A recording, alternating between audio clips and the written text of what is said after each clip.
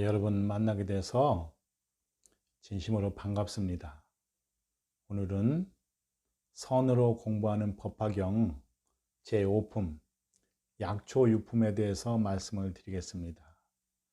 제가 한 8, 9년 전에 미국에서 포교 활동을 할 때 선으로 공부하는 법화경을 제가 5강 정도 강의를 한 적이 있습니다. 근데 왜 그 강의를 하게 되었는가 하면은 제가 이제 한 10여 년 전에 그때 그 경계 체험을 크게 한 적이 있습니다.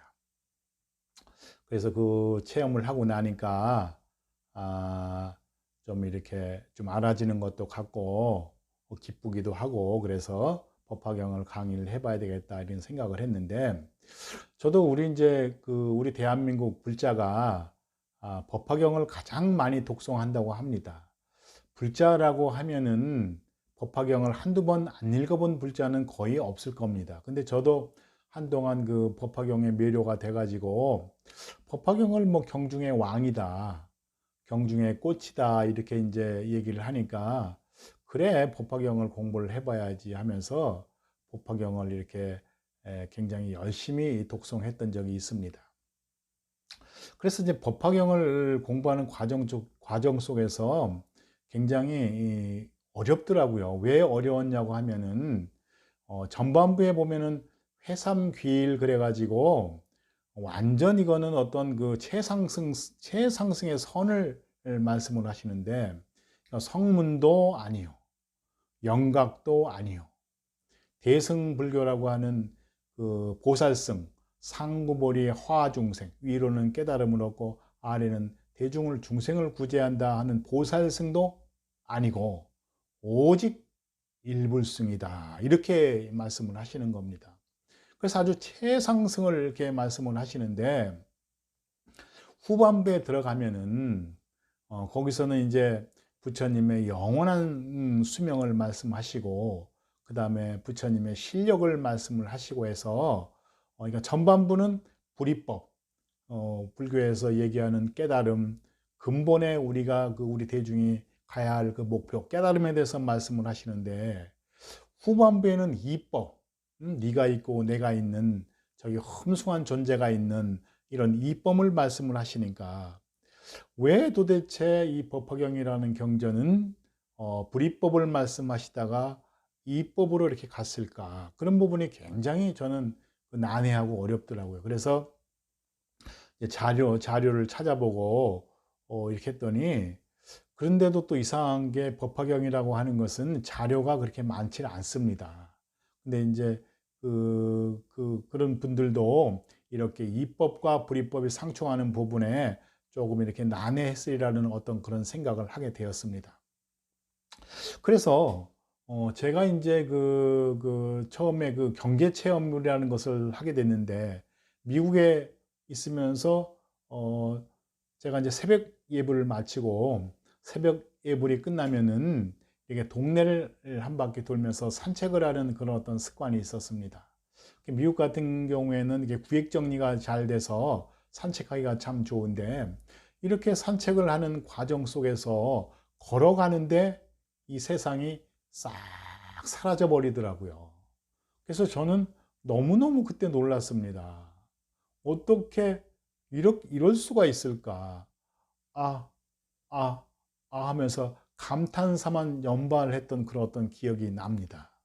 그래서 이제 법당으로 돌아왔더니 환희심이 나기도 하고, 또 이렇게 마음이 좀 편안해지기도 하고, 뭔가 이렇게 알아진 것 같기도 하고, 그때 사실은 저는 뭐 선에 대해서 굉장히 해 있을 때입니다. 그래서 그래서 그러면은 이 법화경이 자료도 많지 않고 하니까 법화경을 한번 강의를 한번 해봐야 되겠다. 법화경을 뭐 처음부터 다 일일이 강의할 수는 없지만, 법화경이라고 하는 경전이 어떤 교리적인 것도 아니고 어떤 철학적인 것도 아니고, 그래서 어떤 저 일불승에 대한 찬탄이 많고, 그 다음에 비유가 또 많고, 그 다음에 후반부에는 어떤 그 기도라든지 다란이품이라든지 뭐 보살이라든지 이런 어떤 형상 자체가 이렇게 많기 때문에 그래서 어쨌든 법화경을 좀 강의를 해봐야 되겠다 이렇게 생각을 하고 강의를 시작을 했습니다. 근데 이제 강의를 이렇게 하다 보니까 처음에는 좀 알아진 것 같고 뭔가 훤한 것 같아서 강의를 했는데 강의를 점차 이렇게 하다 보니까 뭔가 좀 미심쩍은 부분이 생기고 정말 내가 이 강의를 이 선으로 공부하는 법화경이란 강의를 과연 내가 해도 될까 하는 그런 어떤 의문점이 들기 시작하더라고요. 그래서 그 강의를 제가 멈추고 그 다음에 또 나름대로 이렇게 방황을 하기도 하고 왜 그런가 하면은 제가 그 체험을 하기 전보다도 체험을 하고 나니까 저의 미세 번뇌들이 이제 다 보이니까 그런 것들이 상당히 좀 고민스럽고 고통스럽기도 하더라고요. 그래서 나름대로 방황도 하고 또 이렇게 탁마도 하고 보림도 하는 그런 어떤 과정을 통해서 얼마 전에는 또 이런 어떤 체험을 하게 됐습니다.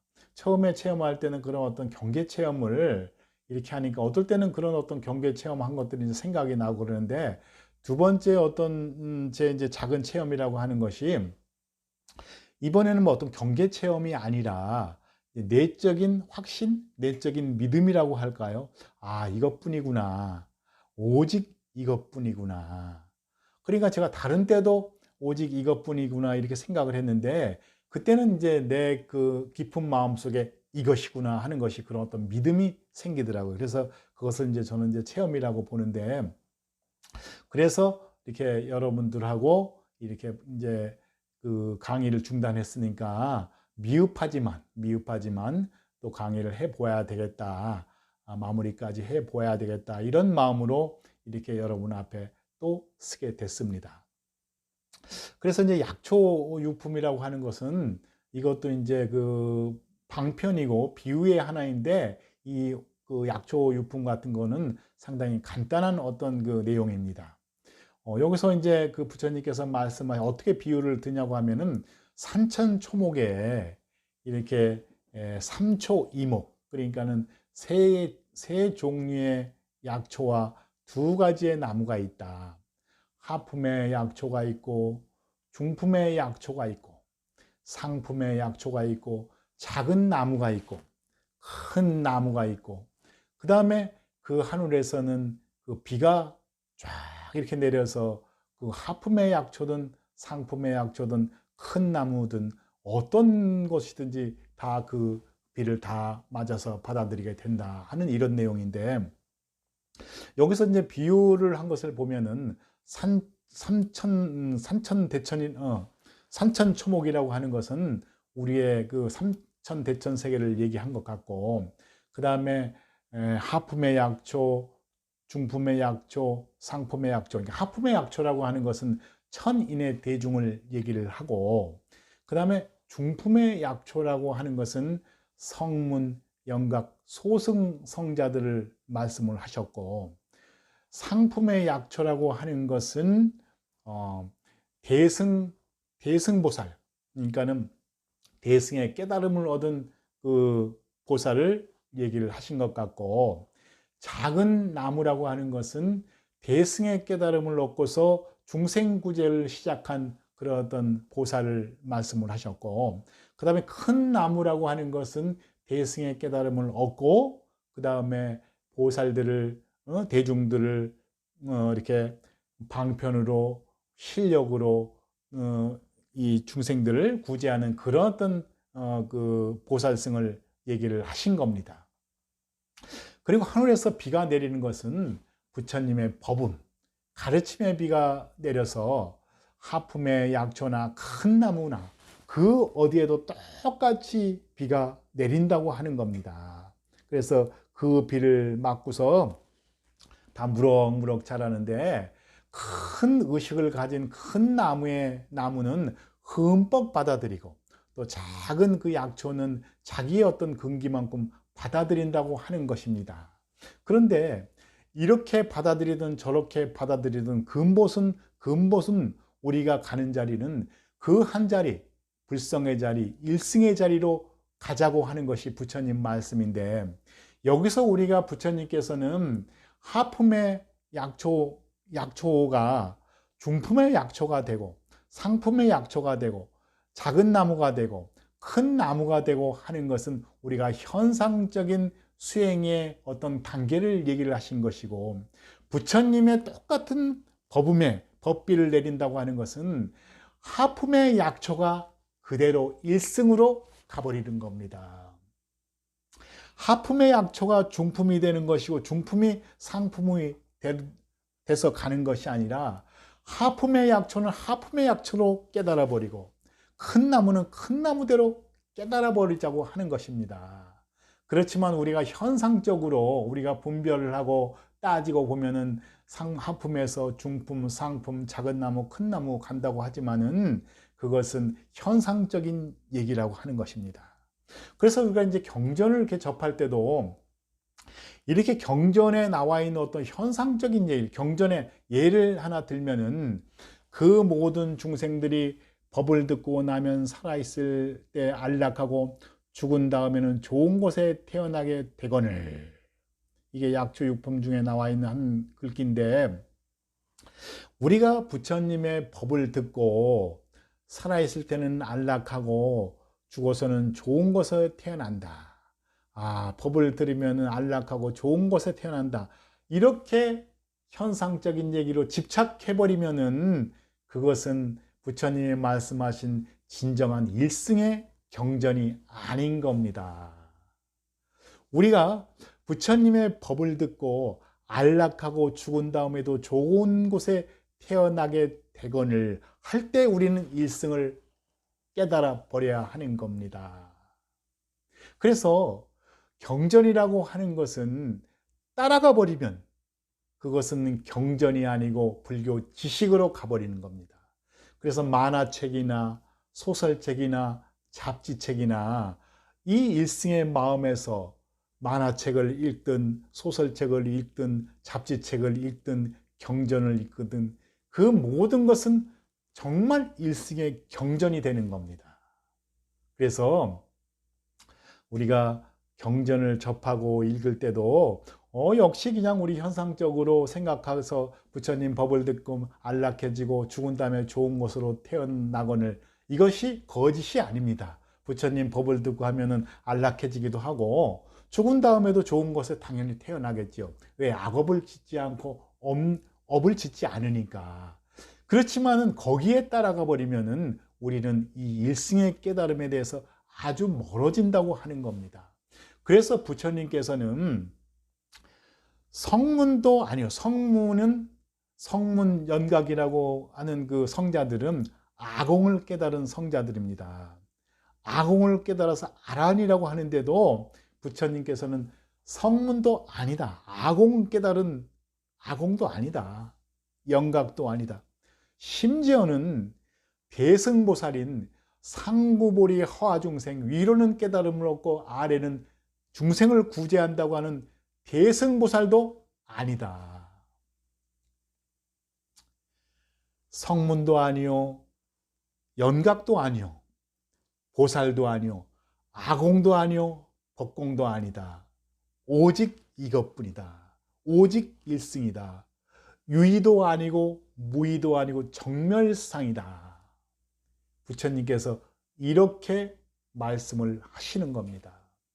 그런데도 우리 대중이 전부 다 그 뜻을 알아듣고 이해할 수 없으니까 이렇게 약초육품처럼 산천초목에 이초이목이 있다. 하늘에선 비가 내리는데 그 법의 비를 작은 것이든 큰 것이든 전부 다 흡수하지만은, 작은 것이 중간 것이 되고 중간 것이 큰 것이 되는 것이 아니라, 작은 것은 작은 것대로 깨달아 버리고 큰 것은 큰 것대로 깨달아 버리는 것이다. 오직 일승이다. 이것뿐이다. 부처님께서는 약초육품에서 이렇게 말씀을 하시는 겁니다. 그래서 대중이 근기가 조금 떨어지는 그 대중들은 부처님의 법을 듣고 안락해지고 부처님의 법을 들으면 죽어서도 다음 생에 좋은 곳으로 간다라는 그런 마음을 내서 불법을 더 가까이 하고 더 이렇게 열심히 공부하다 보면은 또 일승을 깨달는 방법, 이게 하나의 방편이고 비유인 것입니다. 그래서 우리가 경전을 읽을 때도 방편도 중요하고 비유도 중요하긴 하지만은 오직 일승인, 아공도 아니고 법공도 아니고 오직 이것뿐인, 지금 말하는 이것, 지금 듣는 이것, 지금 보는 이것, 오직 이것뿐이다. 좋아도 이것이고 나빠도 이것이고 기뻐도 이것이고 슬퍼도 이것이다. 오직 일승이다. 이것을 마음속에 깊이 간직하시고, 저희가 이렇게 나와서 법문을 하고 부처님 말씀을 드리는 것은 여러분들도 마음의 체험을 해서 또 번뇌망상과 괴로움과 흔들림에서 벗어나서 정말 부처님을 느끼고 이렇게 하시라고 이렇게 말씀을 드리는 겁니다.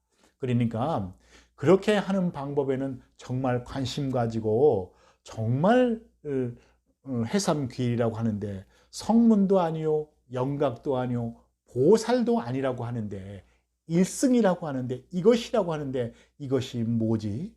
이것이라고 하는데, 이렇게 간절한 마음을 내시게 되면은 어느 때인가 어느 때가 되면은 여러분 마음속에도 부처님의 꽃이 활짝 피게 될 것입니다.